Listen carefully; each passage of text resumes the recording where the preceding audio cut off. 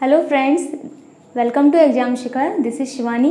तो आज हम डिस्कस करने वाले हैं एक सीडीपी का एक बहुत ही इम्पोर्टेंट टॉपिक जिसका नाम है शिक्षा का अधिकार अधिनियम 2009।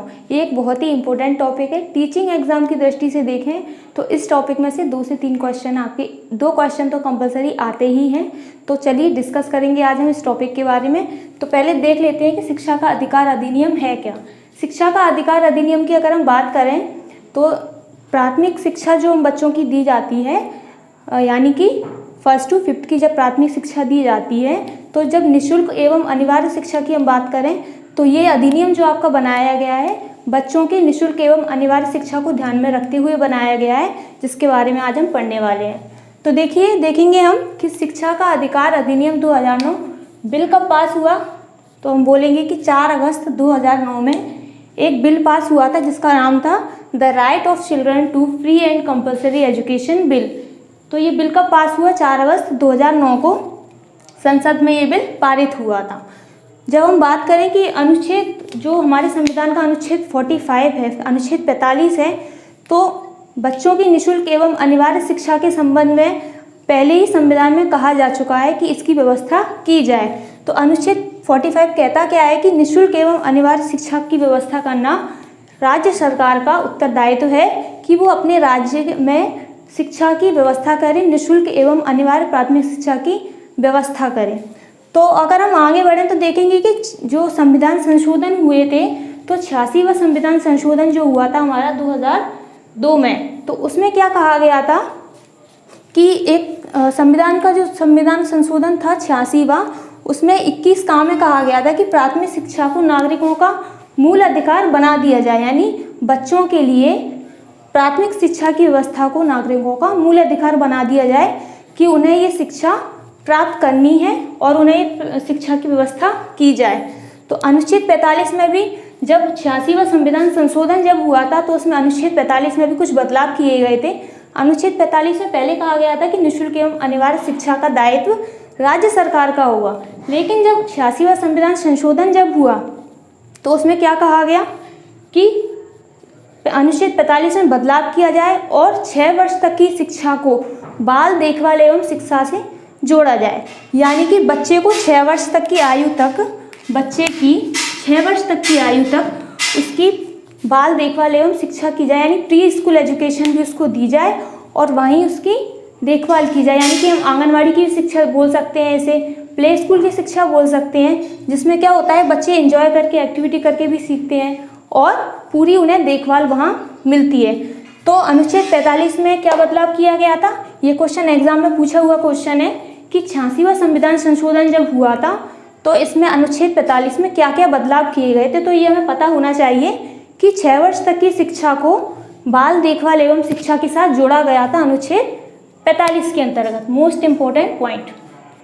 अगर हम नेक्स्ट पॉइंट की बात करें तो हम देखेंगे कि जो बच्चे अक्सर इस क्वेश्चन में गलती करके आते हैं कि जब पूछा जाता है कि शिक्षा का अधिकार अधिनियम कब लागू किया गया, तो बच्चे क्या लगा कर आते हैं 4 अगस्त 2009, जबकि बिल्कुल रॉन्ग है। ये राइट क्या है कि 1 अप्रैल 2010 को ये अधिनियम लागू किया गया था। और ये जब अधिनियम लागू हुआ तो ये संपूर्ण भारत में लागू किया गया था सिवाय जम्मू कश्मीर के। तो यानी कि हमने क्या देखा कि जम्मू कश्मीर को छोड़कर संपूर्ण भारत में लागू होने वाला ये अधिनियम था। इसमें कहा गया था कि निःशुल्क एवं अनिवार्य प्राथमिक शिक्षा को बच्चों का मूल अधिकार के रूप में घोषित किया जाए। और एक और इम्पोर्टेंट पॉइंट इसी में कि शिक्षा को नागरिकों के मूल अधिकार के रूप में घोषित करने वाला भारत जो है कौन सा देश है? हम बोलेंगे कि भारत 135वां देश है जिसने शिक्षा को नागरिकों के मूल अधिकार के रूप में घोषित किया है। कौन सा देश है? 135वां। मैं ये सारे क्वेश्चन आपको एग्जाम के पॉइंट ऑफ व्यू से बहुत ही इंपॉर्टेंट क्वेश्चन करवा रही हूँ। देखिए नेक्स्ट पॉइंट की हम बात करें तो शिक्षा के अधिकार अधिनियम 2009 में कहा क्या गया है कि बच्चे की जो शिक्षा दी जाए, बच्चे को जो प्राथमिक शिक्षा दी जाए या उच्च प्राथमिक शिक्षा दी जाए तो बच्चे की शिक्षा गुणवत्तापूर्ण होना चाहिए, यानी कि बच्चा क्वालिटी एजुकेशन को प्राप्त करे। ऐसा नहीं है कि बच्चा रट कर सीखे या उसको बिल्कुल शिक्षा को बोझ बना दिया जाए, ऐसा नहीं होना चाहिए। होना क्या चाहिए कि बच्चा पूरे मन से सीखे, पूरा एंजॉय करके सीखे, उस चीज़ को पूर्ण रूप से ग्रहण कर सके। तो यानी क्या बताया गया कि शिक्षा के अधिकार अधिनियम में कि बच्चे की प्राथमिक शिक्षा, उच्च प्राथमिक शिक्षा, माध्यमिक शिक्षा बच्चे की कैसी होना चाहिए, गुणवत्तापूर्ण होना चाहिए, क्वालिटी एजुकेशन होना चाहिए, जिससे बच्चा रटे नहीं, स्वयं करके सीखे। ठीक है, चलिए नेक्स्ट क्वेश्चन, नेक्स्ट पॉइंट की तरफ बढ़ते हैं। नेक्स्ट पॉइंट में बोला है कि आयु के अनुसार अधिक समझातीय। इसका मतलब क्या है कि शिक्षा का अधिकार अधिनियम क्या कहता है कि जब बच्चे को विद्यालय में प्रवेश दिया जा रहा है तो वो आयु के अनुसार अधिक समझाती हो। इसका मतलब क्या है कि जैसे कि हम बोलें कि 8th में कोई 8वीं क्लास में कोई एडमिशन लेना चाहता है तो उसकी एज 12 या 13 वर्ष के लगभग हो। यानी कि शिक्षा का अधिकार अधिनियम क्या कहता है कि किसी भी बच्चे को प्रवेश विद्यालय में उसकी आयु के अनुसार दिया जाए। ऐसा नहीं होना चाहिए कि बच्चा पहली क्लास में आने वाला बच्चा जब पहली क्लास में प्रवेश ले रहा है उसकी आयु 12 वर्ष हो, तो वो शिक्षा का अधिकार अधिनियम नहीं कहता है। नेक्स्ट पॉइंट की तरफ हम बढ़ेंगे। नेक्स्ट पॉइंट क्या बोलता है कि निःशुल्क एवं अनिवार्य शिक्षा की हम बात करें तो सामान्य बच्चों के लिए, जो बच्चे सामान्य हैं उनके लिए निःशुल्क एवं अनिवार्य शिक्षा की क्या व्यवस्था की गई है कि 6 से 14 वर्ष तक सामान्य बच्चों को प्राथमिक शिक्षा दी जाए।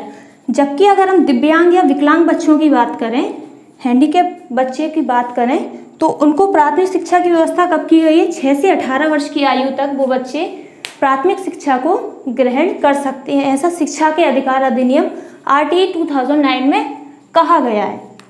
देखिए नेक्स्ट पॉइंट देखें हम, तो अगर हम बात करें कि शिक्षा के अधिकार अधिनियम में शिक्षक के लिए क्या कहा गया है, तो शिक्षक के लिए कहा गया है कि शिक्षक जो प्रति सप्ताह में जो घंटे बिताएगा वो है कार्य घंटे जो होंगे शिक्षक के वो होंगे 45 घंटे। यानी कि प्रत्येक शिक्षक अपने विद्यालय में प्रति सप्ताह 45 घंटे व्यतीत करना ही है उसको।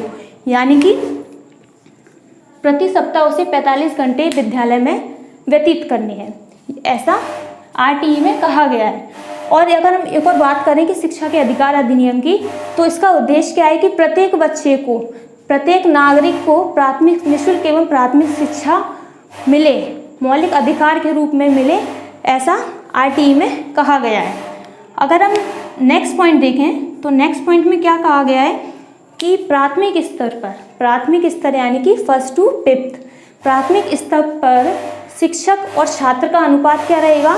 तो अगर हम बात करें शिक्षक और छात्र का अनुपात रहेगा 1:30, यानी कि 30 बच्चों पर एक शिक्षक रहेगा, 30 बच्चों पर एक शिक्षक रहेगा।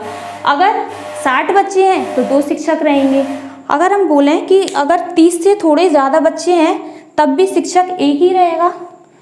अधिकतम कितने छात्र हो सकते हैं? तो मैं बोलूँ अधिकतम अगर 40 छात्र हैं तब भी शिक्षक एक ही रहेगा। लेकिन अगर 40 से ज़्यादा होते हैं छात्र तो शिक्षक की संख्या भी बढ़ानी पड़ेगी। ऐसे ही अगर हम उच्च प्राथमिक स्तर की बात करें तो उच्च प्राथमिक स्तर पर शिक्षक और छात्र का जो अनुपात होगा वो होगा 1:35, यानी कि 35 स्टूडेंट्स पर एक टीचर। ठीक है, चलो नेक्स्ट क्वेश्चन की हम तरफ देखें तो RTE में क्या कहा गया है कि बच्चे की जो शिक्षा का माध्यम होगा, शिक्षा के अधिकार अधिनियम में ऐसा कहा गया है कि जो बच्चे की शिक्षा का माध्यम होगा वो उसकी मातृभाषा होगी। क्योंकि हमें पता होना चाहिए कि प्राथमिक स्तर पर जब बच्चे स्कूल आते हैं तो वो पूर्ण रूप से अपनी मातृभाषा में ही अच्छे से समझ पाने की क्षमता रखते हैं। क्योंकि बच्चे के जो घर में जो स्थानीय भाषा बोली जा रही है, उसकी मातृभाषा जो बच्चे के घर में बोली जा रही है, उसके द्वारा बच्चे बहुत अच्छे से सीख सकते हैं और सभी कुछ ग्रहण कर सकते हैं। इसलिए शिक्षा का माध्यम क्या रखा गया है? तो शिक्षा का माध्यम मातृभाषा रखा गया है, ऐसा RTE में कहा गया है। तो ये सारे इंपॉर्टेंट क्वेश्चन थे। इसके आगे भी मैं अगर बात करूँ तो और आगे देखेंगे क्या क्या प्रावधान है। तो हम बोलेंगे कि RTE 2009 में कहा गया है कि विद्यालय विकास योजना का दायित्व किसका रहेगा? विद्यालय विकास योजना का दायित्व किसका रहेगा? तो हम यहाँ देखेंगे विद्यालय विकास